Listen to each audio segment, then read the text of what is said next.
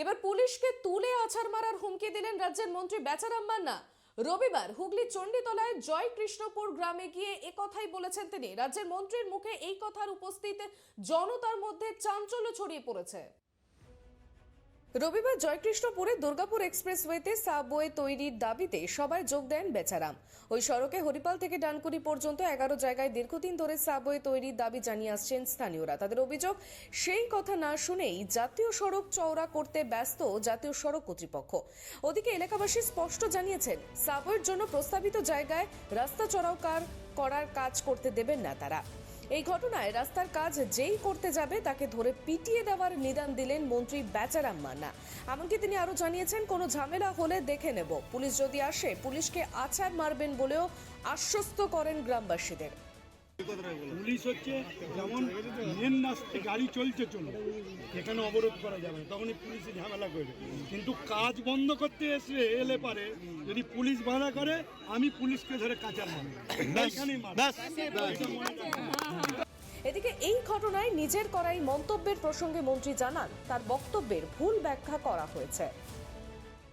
বারে বারে আবেদন করেছি কেন্দ্রীয় ভূতল পরিবহন দপ্তরকে, NH2 কর্তৃপক্ষ, যে 11টি জায়গায় আমাদের সাবওয়ে তৈরি করতে হবে। তারা দীর্ঘ প্রায় 1.5 বছর ধরে গড়িমেসি করছে। আমাদের মুখ্যমন্ত্রী নিজে চিঠি দিয়েছেন, আমরা বিভিন্ন সময় শান্তিপূর্ণ আন্দোলন করেছি, কখনো সাবওয়ে যে স্থানগুলো সেখানে অবস্থান করেছি। 11টি জায়গায় নিজে সাইকেল চালিয়েছি, সাধারণ মানুষকে নিয়ে প্রায় 20,000 সাইকেল নিয়ে আমাদের সাথে উপস্থিত ছিল। এবং আজকেও আমরা সমাবেশ করলাম, পাড়ায় পাড়ায় মিটিং চলছে। এবং আজকে আমরা নির্দেশ দিয়েছি, যেখানে সাবওয়ে তৈরি হবে সেখানে আমাদের গ্রামবাসীরা 100 ফুট কাজ বন্ধ রাখতে হবে। যতক্ষণ না সাবওয়ের অনুমতি আসছে ততক্ষণ সেই জায়গাগুলো আমরা কাজ করতে দেবো না গ্রামবাসীদের নিয়ে। তাহলে কাজও চলবে, আন্দোলনও চলবে। আমরা নিশ্চয়ই আশাবাদী যে কেন্দ্রীয় ভূতল পরিবহন দপ্তর NH2 আমাদের এই আবেদনে সাড়া দেবে। আজকে সমাবেশের পর নিশ্চয়ই তাদের টনক নড়বে, যে পারমিশন আটকে ছিল নিশ্চয়ই সেটা অনুমোদন পাবে। বসার পরেও তাদের হেলদোল নেই, মনে হচ্ছে যেন চা খাওয়ার জন্য নেমন্তন্ন করছে, কিন্তু ওই সাবওয়ের জন্য তারা অগ্রণী ভূমিকা গ্রহণ করছে না। সেটাই হচ্ছে আমাদের ক্ষোভের কারণ। আপনাদের প্রস্তাবকে একদম নাকচ করে দিয়েছে? না, এখনও নাকচ করেনি। আমরা চাইছি দ্রুত পারমিশন হয়ে দ্রুত কাজ শুরু হোক। সাবওয়ের দাবিতে সমাবেশ থেকে গ্রামবাসীদের সঙ্গে কথা বলার সময় কৃষি বিপণন মন্ত্রীর এই বক্তব্যের ভিডিও ভাইরাল হতেই বিরোধী বিজেপির অভিযোগ, বীরভূমের কেষ্টম পুলিশকে বোম মারার হুমকি দিয়েছিলেন, সিঙ্গুর বিধায়ক পুলিশকে আছাড় মারার হুমকি দিলেন। এবার বেচারাম মান্না যে পুলিশকে আছাড় মারার নিদান দিচ্ছেন, কাকে? গ্রামবাসীদেরকে শেখাচ্ছেন পুলিশকে মারুন, আছাড় মারুন। এটা তৃণমূলের কালচার। এই কালচার অনুব্রত মণ্ডল শুরু করেছেন এবং সেটাকে পরম্পরায় এগিয়ে নিয়ে যাচ্ছে আরও তৃণমূল MLA-রা, যারা সংবিধান মেনে শপথ নিয়েছেন। তারা আজকে পুলিশকে মারার নিদান দিচ্ছে। পশ্চিমবঙ্গ হিসাবে, বাসী হিসাবে আমাদের লজ্জা, ভারতীয় জনতা পার্টির কার্যকর্তা হিসাবেও আমাদের লজ্জা যে এইরকম একটা শাসক দল পশ্চিমবঙ্গের শাসন ব্যবস্থা রয়েছে। আমরা অবিলম্বে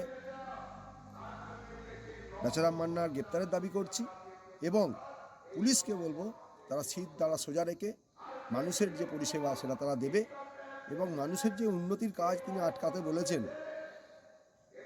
ভারত সরকারের যে জাতীয় সড়কের কাজ চলছে, সেখানে আন্ডারপাসের কাজও চলছে। সেই আন্ডারপাসের কাজকে বাধা দেওয়ার জন্য উৎসাহিত করছেন কে? একজন MLA, পশ্চিমবঙ্গের শাসক দলের MLA, তিনি এই কাজকে বাধা দেওয়ার জন্য মহিলাদের উৎসাহিত করছেন। তাহলে আমরা কোথায় বাস করছি? এটা আমাদের অত্যন্ত বলতে লজ্জা হচ্ছে যে আমরা এরকম একটা রাজ্যে রয়েছি, যে রাজ্যে তৃণমূল দল শাসন ব্যবস্থায় রয়েছে। তাই এর থেকে আমাদের মুক্তি পেতে হবে এবং আগামী দিন এর বিরুদ্ধে আমাদের লড়াই জারি থাকবে। রবিবার হুগলির চণ্ডীতলা জয়কৃষ্ণপুরে দুর্গাপুর এক্সপ্রেসওয়েতে সাবওয়েতে তৈরির দাবিতে একটি সভার আয়োজন করা হয়। এই সভায় যোগ দেন মন্ত্রী বেচারাম মান্না। স্থানীয়রা মন্ত্রীকে তাদের অভিযোগের কথা বলতেও শুরু করেন। তারা জানান, সাবওয়ে তৈরির দাবিতে কান না দিয়ে জাতীয় সড়ক কর্তৃপক্ষ রাস্তা চওড়া করতে ব্যস্ত। এলাকাবাসীরা সাব জানান, সাবওয়ের প্রস্তাবিত জায়গায় রাস্তা চওড়াও করার কাজ করতে দেবে না তারা। বেচারাম মান্নার হুঁশিয়ারি নিয়ে স্বাভাবিকভাবেই বিতর্কের ঝড় উঠেছে। কিভাবে একজন মন্ত্রী প্রকাশ্যে ঊর্ধ্বধারীদের হুঁশিয়ারি দিতে পারেন তা নিয়ে প্রশ্ন উঠতে শুরু করেছে। পঞ্চায়েত নির্বাচনের আগে রাজ্যের মন্ত্রীর এহেন মন্তব্য নিয়ে রাজ্যের শাসক দলকে তোপ দেখেছে বিজেপি। তৃণমূল নেতৃত্ব যদিও বেচারাম মান্নার মন্তব্যকে পুরোপুরি সমর্থন করতে নারাজ। এমন শব্দ ব্যবহার করা উচিত হয়নি বলেই মত তৃণমূলের রাজ্য সাধারণ সম্পাদক কুণাল ঘোষ। আগামী বছরই পঞ্চায়েত নির্বাচন, ভোট প্রস্তুতিতে ব্যস্ত শাসক বিরোধী উভয় পক্ষ। নির্বাচন যতই এগিয়ে আসছে ততই কুকথা বাড়ছে। সেই তালিকায় বেচারাম মান্নার এবার নয়া সংযোজন। হুগলি থেকে সোমনাথ ঘোষের রিপোর্ট, ট্রাইব টিভি।